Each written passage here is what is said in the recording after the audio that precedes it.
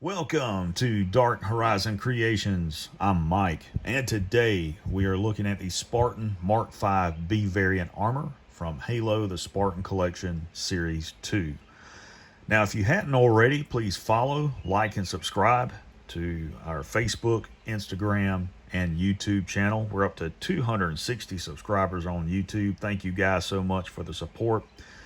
It means the world to me, and it's always fun to meet people from different walks of life from around the world who share the same passion for all things fantasy and science fiction as I do. Now, you guys can see to the left of this figure the Series 1 Spartan Mark V B variant, and I have that out here for a reason. If you have not watched my video review of that figure, please go back and watch it first, because I address a lot of the quality control issues that we've come across with that particular figure, and I tell you how to fix them. So I'm really interested to see if the Series 2 figure has the same issues or if they've corrected that. Now, for those of you that don't know anything about this iteration of armor, the Mark V B variant armor was first unveiled with Halo Reach. It was issued exclusively to the Spartans of Special Warfare Group 3. Spec War Group 3 was a UNSC Army unit, unlike the Spartan 2s that were under Naval Special Warfare Command. The Mark V B variant armor also was not produced by the UNSC. It was subcontracted out to private corporations throughout UNSC territories to produce due to funding. It's identifiable by the Mark V helmet with the visor on it, the multi-threat chest plate there with the aggressive cuts, and then the chest plate's designed to give the wearer greater flexibility. It's also lighter weight. The one thing missing off of it is the grenade belt that goes across the front. Emil has that on his armor. And, you know, the two figures side by side, there's really no difference in the armor. I don't even see different shoulder pads. The armor is identical, except for being painted a different color, that two-tone light green and gray.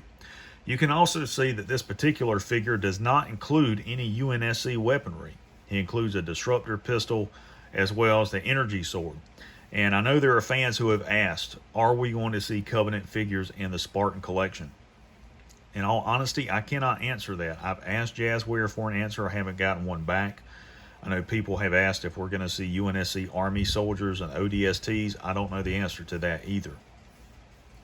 My presumption is, by being the Spartan collection, is just going to be Spartans. Series 3 has already been unveiled, and it is Spartans. So if any Covenant figures are produced, they will most likely be their own collection, their own subline within the Spartan collection. But to produce the accessories like this Spartan has and not produce Covenant figures, I just can't see that. So you can see it has the identical packaging and window box as the Series 1 figures. It does not include a code card. On the top panel, it has the UNSC logo. Side panel, you have the Spartan Mark V as well as the original UNSC logo.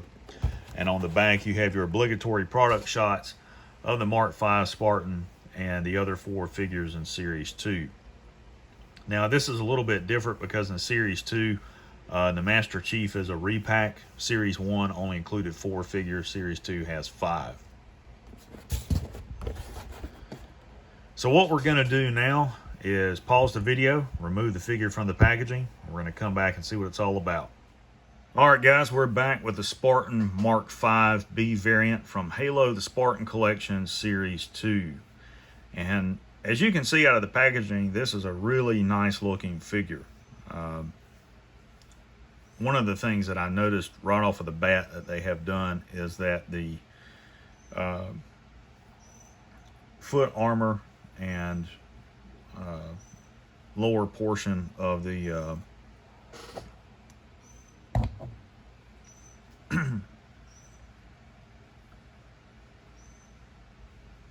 All right, guys, we're back with the Spartan Mark V B variant from Halo the Spartan Collection Series 2. And as you can see out of the packaging, this is a really nice looking figure. and it is identical to the Series 1 figure. They've used a aggressive gray and light green paint scheme there. They've used black, or at least a dark gray for the bodysuit, and really nice looking figure. I like the two-tone helmet. I think that's really cool. I think they did a good job on that.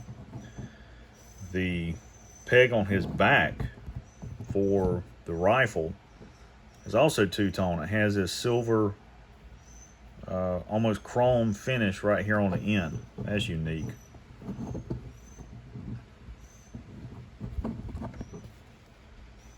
You see they painted his foot armor all black.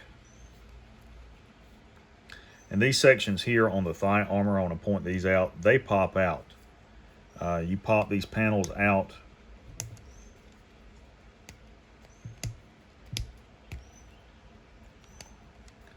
and flip them around and push them in, and they have a peg that plugs into the port for sidearms like pistols and Covenant blasters and things like that. They have a tendency to come out, you know, when you go to pull the weapon off the leg, so I just, you know, I use Gorilla Glue and glue mine in place. But they're on both sides if you want the figure to be right-handed or left-handed. So as far as articulation, his head's on a nice tight ball joint. Torso ball joint is really tight. Forward and lateral movement at the shoulder, that's really tight. Butterfly joint. Shoulder rotation up there. Elbow joint's tight. Wrist is tight.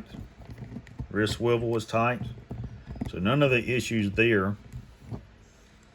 Forward and lateral movement at thigh rotation. Double jointed knee. The toe joints are tight. So you can see that they have addressed all of the issues that were with this figure. A lot of people complained about the looser shoulder joints, but it's not that loose. The elbow's a little bit loose.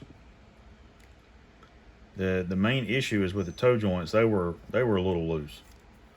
But nothing to complain about, nothing to scream and say, hey, you know, there's something wrong with this action figure. Of course, you know, whatever the issue was there, and from what I'm seeing, it looks like even the peg and the toe joint is the same size. So I don't know why these were loose. I can't explain that because I don't know what the manufacturing process is that they use for doing that. But there's no issues there.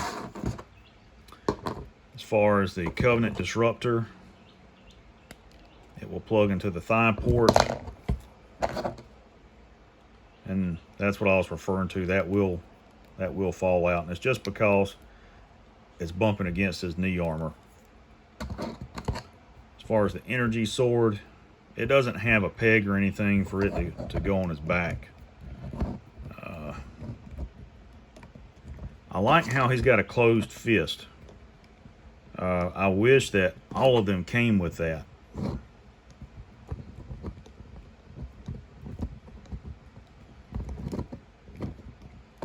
You can see he can hold the energy sword.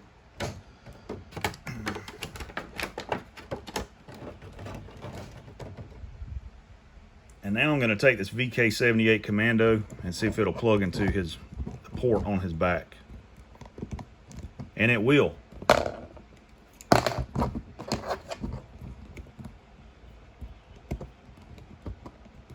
It will plug into the port on his back. It would not do that on the Series 1 figure. So that is an improvement. That means that peg extends out further than the one that's on his back. And this one is actually turned in. It's got to be popped out, and I haven't been able to get it out yet. But on the figure in the box over here, it wouldn't peg in because the charging handle here on the side is sticking too far out. And there's only really two ways to remedy this. One is to leave this as is and glue a miniature magnet to the rifle, and then glue a small piece of metal to his back, and let it sit on there.